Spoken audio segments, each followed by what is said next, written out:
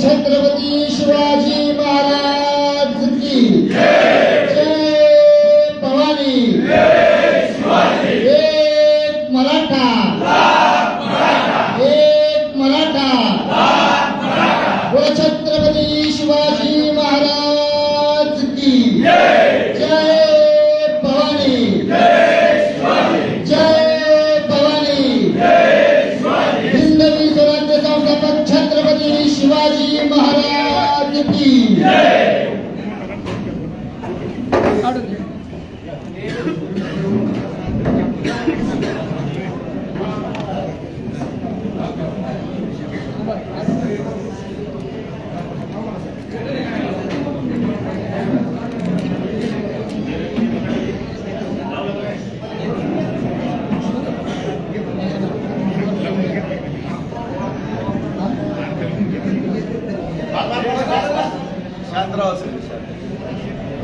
सगळेजण शांतराव पाठीमाग बोलू नका।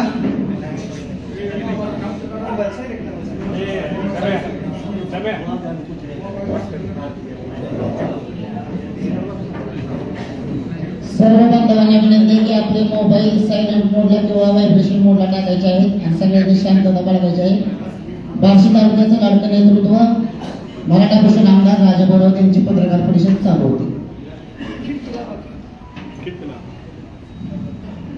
आज या ठिकाणी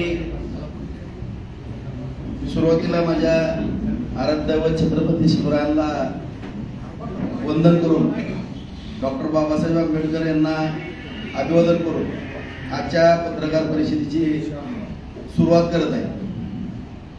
माझ्या महाराष्ट्रातील तमाम मराठा समाज बांधव व सर्व समाज बांधवांच्या बाबतीमध्ये ही आज मी पत्रकार परिषद या ठिकाणी आयोजित केली।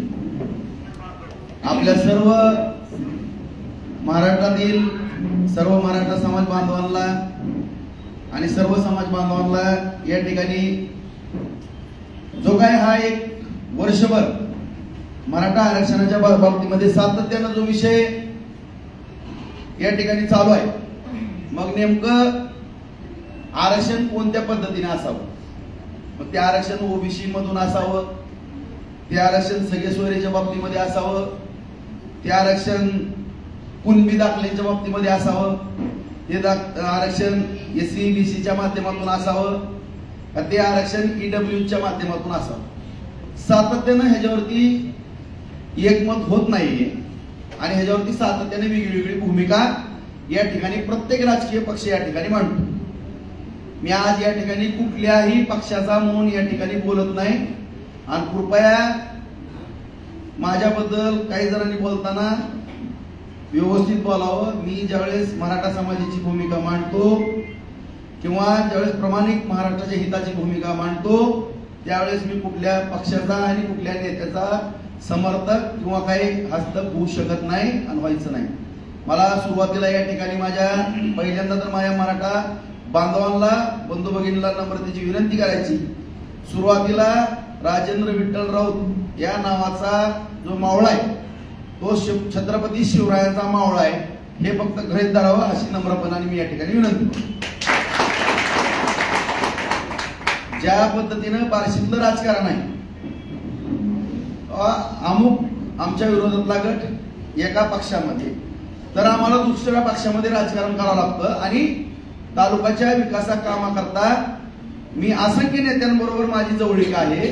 त्यातली त्यात माझं ज्यांना काम आवडतं किंवा जेवढा ऍक्टिव्हपणा माझा आवडतो त्या नेत्यांनी मला आदरणीय इलासराव देशमुख साहेब असतील, त्यावेळेस मुंडे साहेब असतील, नारायण राणे साहेब असतील, पृथ्वीराज चव्हाण साहेब असतील, अशोकराव चव्हाण साहेब असतील, एकनाथ शिंदे साहेब असतील, फडणवीस साहेब असतील, अजितदादा असतील, हे आज सगळ्यांनीच, विखे पाटील असतील, या सगळ्यांनीच असंख्य आणखीन मंत्रिमंडळातले सिनियर मंडळी आहेत, माझा ऍक्टिव्हपणा किंवा काम बघून किंवा माझी वागणूक बघून सगळ्यांनीच मला या तालुक्याच्या बाबतीमध्ये मोठ्या प्रमाणामध्ये मदत केली। हा पहिल्यांदा संभ्रम डोक्यातनं काढून टाका की आम्ही कुणाची सुपारी घेतो का, आम्ही काय सुपारीवाली नाही। आम्हाला ज्या छत्रपती शिवरायांनी जेवढं दिलेलं आहे पूर्वीच्या काळात की बार्शी तालुकाच आम्हाला या ठिकाणी जहागिरी म्हणून दिलेली ती राऊतांना आणि त्या राऊत घराण्यातला मी आहे।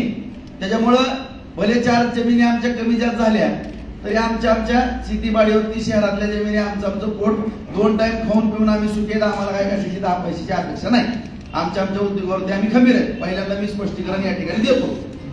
आणि या ठिकाणी मी एक जबाबदार या तालुक्याचा लोकप्रतिनिधी, या महाराष्ट्र राज्याचा विधानसभेचा सदस्य या नात्याने या ठिकाणी नम्रपणे विधानसभा अध्यक्षांना विनंती करतोय माझ्या पत्राच्या माध्यमातून. विषय माननीय मिलिंद नार्वेकर साहेब, विधानसभा अध्यक्ष महाराष्ट्र राज्य मुंबई. विषय मराठा आरक्षण ओबीसीतून द्यावे या मागणी संदर्भात विधानसभेचे विशेष अधिवेशन तातडीनं बोलवण्याबाबत हा माझा विषय असणार आहे. विधानसभा अध्यक्षांकडे मी मागणी करतोय.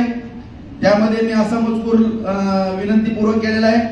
महोदय, वरील विषयान्वये विनंती करीतो की संपूर्ण महाराष्ट्र राज्यात मराठा आरक्षणासंदर्भात विविध मागण्या समोर येत आहेत. त्यापैकी ओबीसीतून मराठा आरक्षण ही मागणी प्रामुख्याने सतत होत आहे. त्यावर मोठ्या प्रमाणात राजकारण चालू असून त्यामुळे राज्यात ओबीसी व मराठा समाजामध्ये असंतोष निर्माण झाला आहे. त्यामुळे काही जिल्ह्यात तर ओबीसी यांना मराठा यांना बोलण्याचे नाही, एकमेकाच्या सुखदुःखात जायचे नाही, हॉटेल, पानटपरी, दुकान अशा ठिकाणी एकमेकांच्या दुकानात माल खरेदी करायचे नाही, असे प्रकार मोठ्या प्रमाणात चालू आहे. त्यामुळे मला महाराष्ट्र एके दिवशी मणिपूर होतो की काय अशी शंका निर्माण होऊ लागलेली आहे. प्रत्येक राजकीय पक्ष वेगळी वेगळी भूमिका घेतात, तरी दुधाचे दूध व पाण्याचे पाणी होण्यासाठी प्रत्येक आमदारांनी आपली भूमिका पवित्र विधान भवनात सर्व राज्यासमोर मांडावी. ज्या मराठा बांधवांना ओबीसीतून आरक्षण हवे त्यांना द्यावे किंवा नाही यावर आपले मत व्यक्त करावे व ज्या मराठा बांधवांना ओबीसीतून नको त्यांनी प्रतिज्ञापत्र देऊन आम्हाला ओबीसीतून नको असेल तर शासनाला तसे कळवावे. अशा पद्धतीवर मतदान घ्यावे व आपल्या पक्षाची व व्यक्तीच्या प्रत्येक आमदार यांनी आपली भूमिका संपूर्ण राज्यासमोर मांडावी. याकरता आपण विधानसभा विशेष अधिवेशन तातडीनं बोलवावे व महाराष्ट्राला मणिपूर होण्यापासून वाचवावे ही नम्र विनंती. दुसरा मुद्दा माझा या ठिकाणी आहे की जे काल परवा दिवशी मी पत्रकार परिषद घेतली त्याच्यावरती काय पत्रकार परिषदा घेण्यात आल्या. मी आणखी पण विनंती करतो की समाजाचं राजकारण करत असताना समाजानं नेतृत्व दिलेलं आहे तेच करावं. राजकारण करायचं असेल तर पक्ष काढावा. या ठिकाणी काल तुमच्या पोटातलं होटावरती आलं.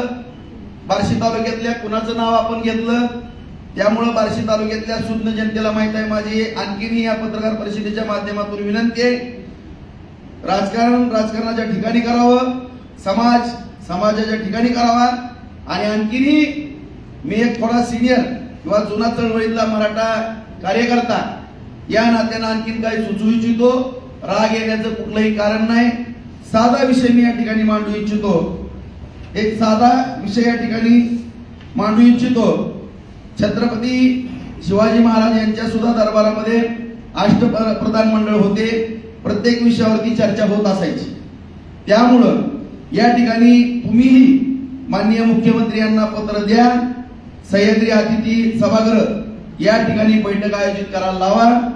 डॉक्टर बाबासाहेब आंबेडकरांनी संविधानाप्रमाणे जे काही सांगितलं या देशाला त्याप्रमाणे मोठ्या वकिलांची फौज त्या ठिकाणी उभा करा आणि जे कायद्यामध्ये कुठलं काय टिकणार आहे आणि कुठलं टिकणार नाही यावरती उभ्या महाराष्ट्रासमोर लाईव्ह चर्चा शासकीय सह्याद्री अतिथीगृह या ठिकाणी करावी आणि मी म्हणणारे दिग्गज वकील त्या ठिकाणी द्यावेत. त्या दिवशी सुद्धा पत्रकार परिषदेमध्ये आम्ही सांगितलं होतं की त्या बाबतीमध्ये जर काय वकिलांच्या काही फी बाबत किंवा काय विषय असेल तर त्याच्या जबाबदारी घेण्याकरता आम्ही मराठा आमदार तयार आहेत. अशा पद्धतीचं पुन्हा एकदा ज्यांनी नेतृत्वात मी नाव सुद्धा घेणार नाही, कारण विनाकारण नाव घेतल्यानंतर किंवा त्याचे तहचे मग व्हायला वेळ लागत नाही. त्यामुळं या ठिकाणी माझी पुन्हा एकदा विनंती आहे की या पद्धतीनं माननीय मुख्यमंत्र्याला पत्र पाठवून चर्चेची दारं खुल्ली करावी. आपल्या सगळ्यांनाच माहिती आहे उभ्या महाराष्ट्राला किंवा देशाला जगाला छत्रपती शिवरायांनी सुद्धा चर्चेची दारं कधी बंद केलेली नव्हती आणि कुठलाही अहंकार समाजाच्या बाबतीमध्ये मनामध्ये कुणीही न ठेवता समाजाच्या हिताला प्राधान्य द्यावं अशी या पत्रकार परिषदेच्या माध्यमातून माझी विनंती.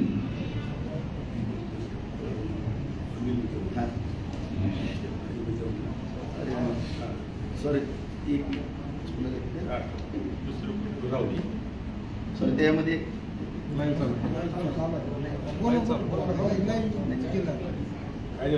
चुकलं ते सांगा सांग.